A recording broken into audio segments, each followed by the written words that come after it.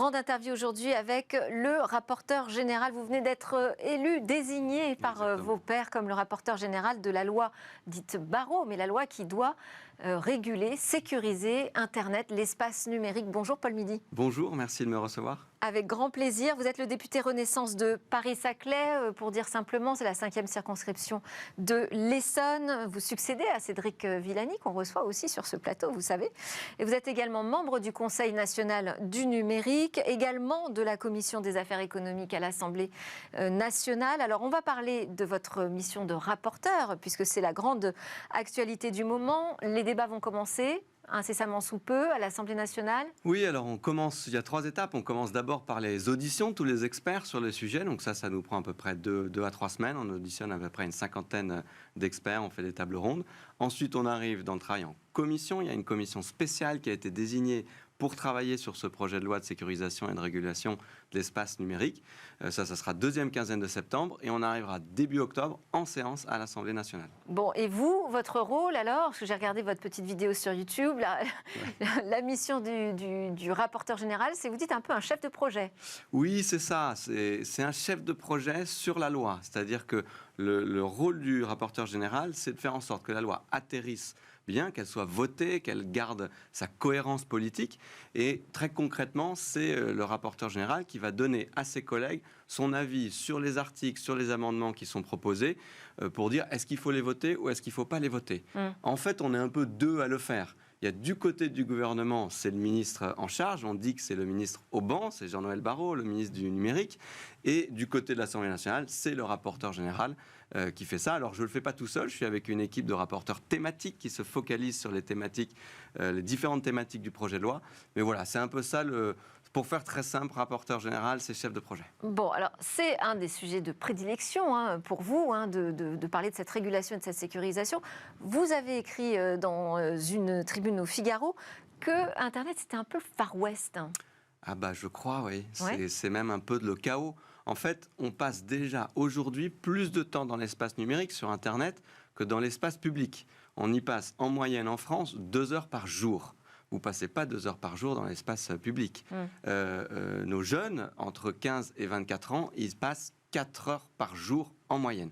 Donc on passe beaucoup plus de temps dans l'espace numérique que dans l'espace public. Ça ne veut pas dire que c'est un Far West pour autant, ça. Non, mais alors je fais le constat maintenant. 50% des arnaques ont lieu en ligne aujourd'hui. 18 millions de Français chaque année se font arnaquer en ligne. 9 millions d'entre eux perdent de l'argent dans ces arnaques. 50% de nos jeunes se sont déjà fait cyberharceler en ligne. 80% de nos enfants ont eu accès à la pornographie en ligne. Et alors, si vous utilisez les réseaux sociaux comme moi, vous étiez sur YouTube pour voir ma vidéo, c'est racisme, misogynie, homophobie, LGBT-phobie, islamophobie, j'en passe et des meilleurs, c'est à tous les étages. Mais pourtant, la loi s'applique aussi dans l'espace numérique. Déjà, oui, aujourd'hui. Oui, vous avez raison, mais il faut y faire des adaptations. En fait, si on regarde, ça fait quelques milliers d'années qu'on s'est donné des règles autour de cette planète dans tous les pays du monde pour que le monde physique soit le plus civilisé possible. Eh bien, il faut qu'on transpose ces règles. L'idée n'est pas d'inventer le fil à couper le beurre. Il faut qu'on transpose ces règles du monde physique à l'espace numérique et à toutes ses spécificités. Quels sont les points importants, qui vous semblent à vous importants là, dans ce texte qui va être débattu à l'Assemblée nationale? Alors j'en citerai 3, mais il y en a beaucoup plus. Le premier, c'est qu'on va mettre en place un filtre anti-arnaque. C'est très simple, je suis sûr que vous avez déjà reçu un texto qui vous obligeait ou vous proposait de payer une amende que vous étiez censé avoir reçue, vous êtes en retard de paiement, tout ça, c'est faux. Malheureusement, beaucoup de Français de bonne foi cliquent, payent des fausses amendes. Et donc, à la place, quand vous cliquerez sur ces liens-là, vous aurez un filtre, le filtre anti-arnaque du gouvernement, qui vous dira « Attention, vous êtes en train d'aller sur une arnaque ». À condition que ce site ou ce SMS ait déjà été repéré et recensé comme étant malveillant. Parce que vous dites c'est simple. C'est pas si simple, le filtre anti-arnaque à mettre en œuvre. Oui, alors techniquement, c'est un objet complexe. Mais ça, les Français on n'a pas besoin de leur faire rentrer là-dedans. Tous les Français pourront aller signaler des arnaques et en fait, très rapidement, parce qu'on est très nombreux, les arnaques reviennent très vite à l'administration. Maintenant, le pas qu'il faut pouvoir franchir, et c'est ça qu'on va faire avec cette loi, c'est que les informations que l'administration a sur le caractère frauduleux d'un site, de pouvoir tout de suite les mettre dans une liste et que quand les gens Une vont liste essayer noire. une forme de liste noire, exactement, et quand les Français vont aller essayer de cliquer pour y aller, on va leur donner l'information, attention, c'est une arnaque. C'est Avec des le risque millions de Français qui se font avoir. Avec les risques de dérapage, de prendre en considération d'autres choses que des sites malveillants, parce qu'on a vu quelques ratés Oui, alors au printemps. ça sera très encadré, évidemment, donné à une administration qui sera très compétente pour le faire. Et donc, je pense vraiment, je pense qu'il n'y aura pas de dérapage. Vraiment, je suis très serein là-dessus. L'idée, c'est vraiment d'essayer d'aller chercher 80% des arnaques. On ne pourra pas prévenir toutes les arnaques. Bien sûr, vous savez, les voleurs, ils vont toujours plus vite que les policiers. Mais si on peut aller, pour 80% des cas, éviter que des millions de Français perdent de l'argent dans ces arnaques en ligne, franchement, ça change la vie. Autre sujet alors important. Autre sujet, c'est celui du cyberharcèlement. Je vous l'ai dit en début d'émission, c'est plus de 50% de nos jeunes qui se sont déjà fait cyberharceler. Les femmes en particulier sont 10 à 20 fois plus cyberharcelées que les hommes dans l'espace numérique. Donc ça, il faut qu'on arrive à avancer sur ce sujet. Il y a 2 mesures dans ce projet de loi qui sont importantes. Il y a d'abord le fait qu'on va donner des devoirs beaucoup plus importants aux plateformes de réseaux sociaux pour se battre contre ce harcèlement et contre toutes les formes de contenu illicite qu'il y a en ligne. On va les obliger à avoir un système de modération beaucoup plus efficace et surtout, si elles ne le font pas, on va taper au portefeuille. On sera capable, avec l'Union européenne, d'aller taper les grandes plateformes jusqu'à 6% de leur chiffre d'affaires mondial. Ça, c'est le premier élément. Le deuxième élément, c'est qu'on va créer une peine de bannissement des réseaux sociaux. De la même façon, aujourd'hui, qu'un ex-mari ou un ex-conjoint qui bat sa femme ou qui bat son ex-conjointe, le juge peut donner des mesures d'éloignement physique. Cette personne n'a plus le droit d'aller dans telle ville ou dans tel département pour telle période. Eh bien, c'est quand je vous disais qu'il faut transposer les règles de la vie physique à la vie numérique, c'est exactement ça. Quelqu'un qui a cyberharcelé des personnes sur un réseau social, il doit pouvoir être banni de ce réseau social pour une durée limitée, bien sûr. Il y a eu une alerte quand même de la CNIL qui dit attention à vouloir trop réguler, sécuriser. On risque aussi de marcher sur nos libertés dans cet espace numérique. Bien sûr, on est toujours dans l'équilibre entre évidemment la sécurité publique, l'ordre public, et puis la liberté d'expression et la liberté de pouvoir s'informer, parce qu'avoir accès à un réseau social, c'est aussi une façon de s'informer. On a vu la réaction là, pendant les émeutes au début du mois de juillet, la réaction d'un côté des décideurs politiques qui ont dit « Oh là là, il faut resserrer encore plus la vis sur les réseaux sociaux », et de l'autre, les citoyens qui disaient « Alors mais attention, c'est un espace d'expression ». Oui, alors je ne suis pas sûr que le débat était si tranché entre les citoyens d'un côté et les responsables politiques. Moi, j'ai eu beaucoup de mes concitoyens dans ma circonscription qui ont été effarés par le nombre de messages d'appel à la violence, dans des villes d'ailleurs de ma circonscription, au moment de ces violences urbaines. C'est inacceptable. Quelqu'un qui appellerait dans le monde physique en criant ou en placardant des affiches en disant « on va aller brûler la mairie », ça tomberait sous le sens que la police puisse l'interpeller ou arrache sans aucune difficulté cette affiche. Mais c'est pareil dans le monde numérique. On n'a pas le droit d'appeler au meurtre, on n'a pas le droit d'avoir des propos racistes, on n'a pas le droit d'harceler quelqu'un et on n'a pas le droit non plus d'aller encourager à la violence ou encourager à aller brûler sa mairie. Mais jusqu'où on autorise finalement l'intervention du politique sur ce qui se passe sur ces plateformes numériques? Alors, le politique, il est là pour mettre des règles. Moi, je suis parlementaire, je fais la loi. On dit ce qui est légal et ce qui n'est pas légal. Après, dans la majorité des cas, quand il y a des questions de liberté publique, quand il y a un doute, le juge intervient. On a le système judiciaire après pour dire est-ce que la personne était dans un cas d'illégalité ou est-ce que la personne est dans un cas de légalité. C'est pour ça d'ailleurs que sur un certain nombre de messages qu'on peut avoir sur les réseaux sociaux, parfois, ce n'est pas évident de comprendre est-ce que c'est un appel à la violence, est-ce que c'est une dénonciation de la violence, est-ce que c'est une plaisanterie, est-ce que c'est de l'ironie. Et donc, ce qu'il faut, c'est qu'on soit capable de traiter 95% des cas évidents. 5% des cas restants, c'est le juge qui va les traiter, bien sûr. Mais c'est comme dans la vie réelle, comme dans la vie physique. Davantage automatiser cette Si je vous agresse dans la rue, la police ne va pas attendre de se dire est-ce que c'est une agression? Est-ce que je fais quelque chose? La police va vous arrêter. Elle va peut-être même vous priver de votre liberté jusqu'à 48 heures pour vous mettre en garde à vue. Quand la chose est évidente, et ça c'est évidemment la police qui a les compétences pour faire ça. Si le cas est compliqué, que ce n'est pas évident, ça sera le juge qui va décider. Donc toutes ces règles qui sont évidentes pour tout le monde dans le monde physique, il faut qu'on arrive à les transposer dans la vie numérique. C'est le genre de débat que vous aurez sans doute à l'Assemblée nationale, j'imagine, hein, cette Exactement. question de liberté régulée, Oui, sécurisée. Exactement.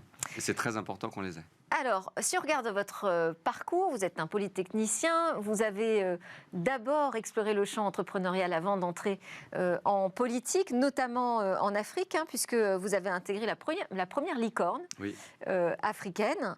Et puis en France, vous avez été CEO de Frischti, la start-up de livraison et de courses et de repas.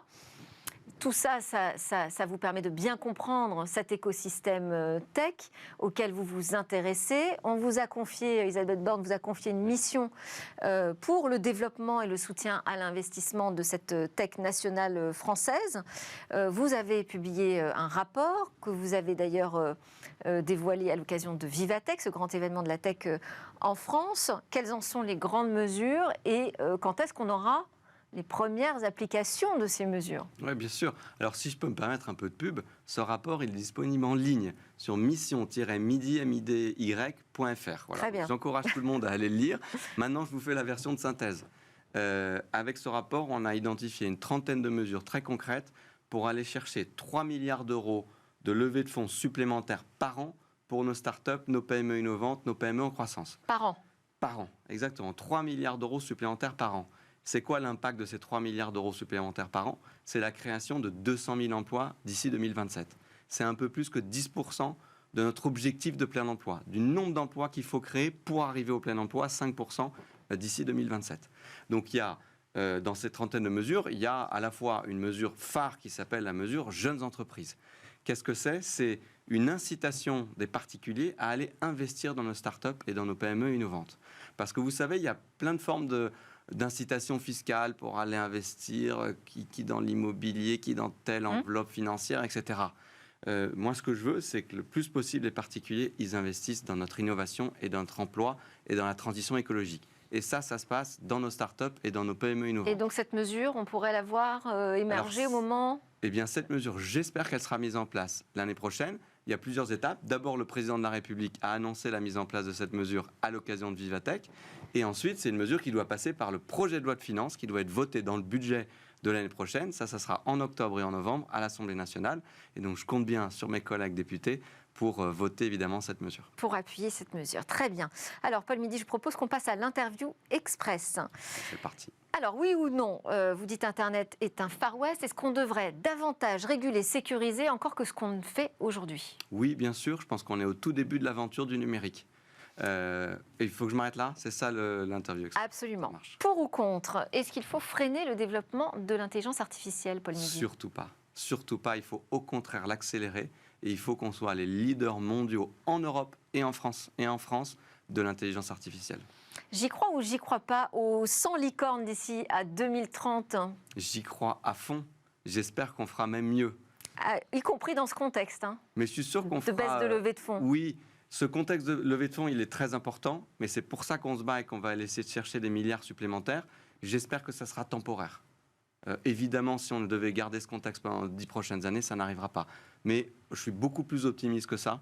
On est un peu, je dirais, dans un fond, dans un bas, mais on va évidemment remonter.